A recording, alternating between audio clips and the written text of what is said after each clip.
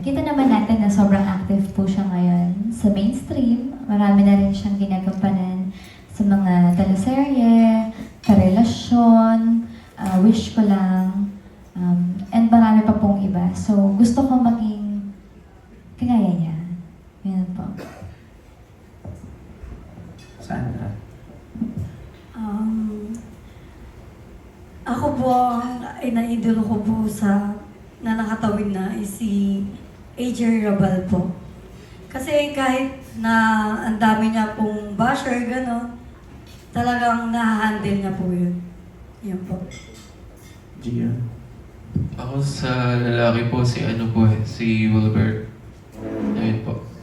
Si Wilbert po talaga kasi I just see myself na para kakayanin ko din maging katulad niya. Something like that. Okay, thank you. Kay Derek. Derek, ang dami mo ng project sa VMX. Meron ka pa bang parang wish list mo na makatrabaho dito sa mga VMX stars? Actually, madami pa. Hopefully, yan, si Rob, Ginto, talagang, yan, si Jenna. So, ang dami. So, hopefully, makatrabaho ko mga yan. Thank you, Derek. Salamat po, Sir Matt. Next question will be coming from Sir Ian Lee Estrella from Tito Ian. Ay, congratulations wala sa Caesars. Una kong tanong siguro kay Direk. Since Caesars yung title nito and sa generation ng ngayon, pag sinabing Caesars, unang mong may isip, let's be honest, since GL to is, yun nga, yung position. So, since meron tong play dun sa word or sa title mismo, napansin ko kasi sa mga Viva Max na movies, meron siyang parang nakakatawa, pakinggan na title, pero pag pinanood mo, yung title will make sense dun sa pinaka-story.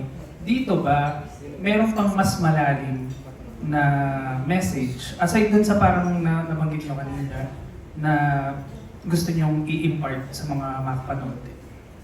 Actually, yeah, yung isa din sa dahilan kung bakit Caesar yung title. Siguro, I think, kailangan mong mag-concentrate ka. Mag-concentrate sa isang relasyon na pahalagahan nung kasama mo kasi kapag nagkaroon niya ng damage talaga, mahirap na. So, siguro I think doon siguro yung pino-point out ng Caesars. Thank you. Nabanggit, kay Miss Rian naman, nabanggit mo kanina si Rob Ginto. Naalala ko kasi before, meron din siyang movie na GL, yung Unang Tikim. Kung ikukumpara mo itong movie na to, doon, nasa almost same level ba? When it comes to acting kasi, iba yung acting ni Rob Ginto doon. So, tingin mo ba nasa same level na to? Kung sa GL scene po, syempre mas bolder ang Caesar. Kasi syempre mas wholesome yung nila doon, content. And sa acting naman, I'd say na yes, magka-level. Apo. Okay. Tapos, siguro follow-up question na lang sa rest of the cast. How is this different doon sa mga last na naging films niyo with Viva Max?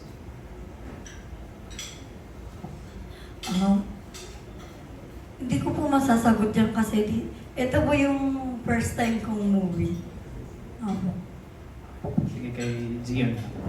Sa akin naman is first time kong magkaroon ng threesome scene.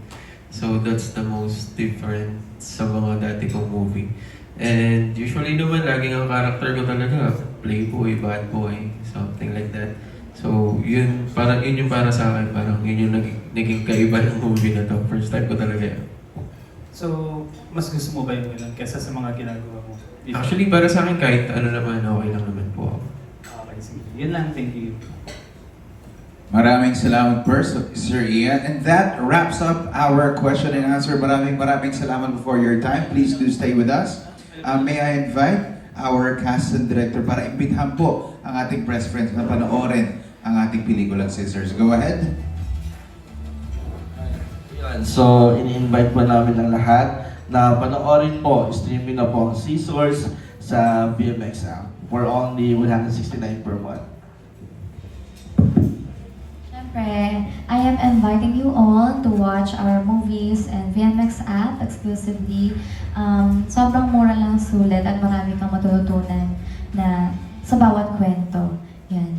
And plug ko na rin po yung aking mga social media accounts. You can follow me on my Facebook, Rian Rivera Official, and on my Instagram and TikTok, Miss_Rian.Rivera. Yun po. Thank you so much. Ayun. Ayun po. Hindi po kayo magsisisi pag pinanood nyo. Sulit na sulit ang 169. And I would like to invite every one of you na panoorin yung Scissors. Showing na siya ngayon sa VMX. And if you want to see Jerry, Karina, and Missy, and Sandra, kung paano kayo paguluhin yung utak, ayun, panoorin nyo na yung Scissors. Yan. Alright, to our cast and director, tayo dito sa ating harap ulit for our final photo op. So to our press friends, sige po, go ahead. Take the photos. Maraming salamat po. Please do stay with us.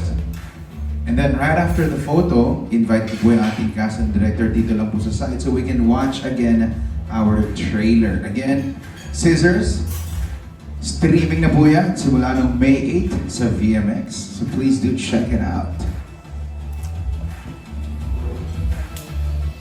Alright, maraming salamat po. Thank you very much. Dito muna po tayo to the side, director and cast, para po sa ating trailer. Please wait for your turn. Thank you for your cooperation. And now, let's hear your questions. We will begin po with... Ayan, mamaya ka na kasi mag-TikTok. Talaga to. From Radar PH, please welcome Sir Kiko Escuadro. Hello po. Hi po. Congratulations. First question ko kay Direk. Hello po. Direk, curious lang ako, ano yung naunang natapos? Yung Monay o yung Scissors? Kasi nakita tayo kanina. Scissors po. Okay. So ito, mas bago ito. Yes po. I-stream siya ng May 22. Okay. Direk, ano lang, syempre, marami kang nagiging project, nagkakasunod-sunod. Hindi ka ba nauubusan ng creative juices sa pagbuo ng pelikula? Mga ganito. Siguro time management na lang. So, yun yung inaayos ko din.